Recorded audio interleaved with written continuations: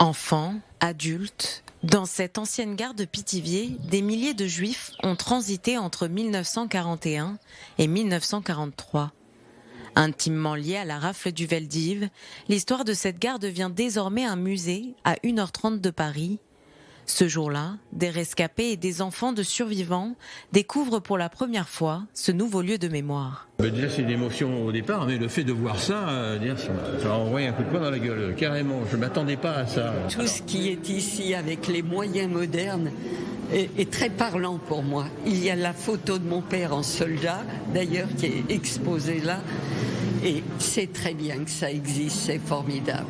Entre 1941 et 1943, plus de 16 000 Juifs, dont près de 4 500 enfants, sont arrivés dans les gares de Pithiviers et de Bonne-la-Rolande pour être internés dans les camps du Loiret, gérés par l'administration française sous le contrôle nazi. Après les gares du Bourget, de Drancy et de Bobigny, ce sont de ces quais, entre Paris et Orléans, que le plus grand nombre de déportés juifs ont quitté la France avec la complicité de l'État français. 8 convois sont partis du Loiret, plus de 8 000 déportés vers les camps de la mort. Les parents de Jean-Louis Maslovski en faisaient partie. Lui était déporté par le convoi 4 en 1941, raflé par le billet vert. Ma mère a été raflée en 1944 dans la rue, et puis elle est partie par Drancy. Et ils sont revenus tous les deux. Et le truc le plus extraordinaire, c'est qu'ils se sont retrouvés, sans que personne ne devine leur lien, à Auschwitz même. Ils se sont vus là-bas. Seule gare témoin des déportations de Juifs français, la gare de Pithiviers, dont la façade a été rafraîchie, devient un véritable lieu de mémoire.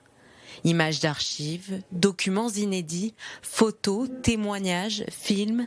L'exposition permanente a pour objectif d'accueillir des scolaires et des groupes pour développer des activités éducatives. Dans ce bâtiment, il ne s'agit pas d'expliquer l'histoire, de restituer l'histoire des camps de Pithiviers, Bonne-la-Rolande et de Jargeau. Cela, c'est la vocation du CERCIL qui le fait très bien.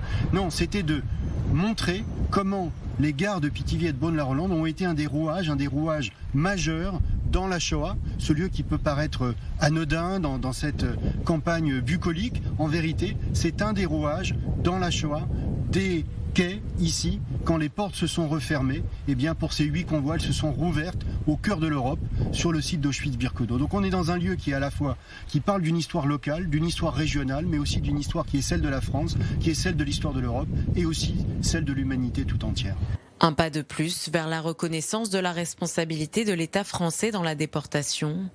Le président de la République, Emmanuel Macron, inaugure ce dimanche ce lieu qui se veut avant tout pédagogique.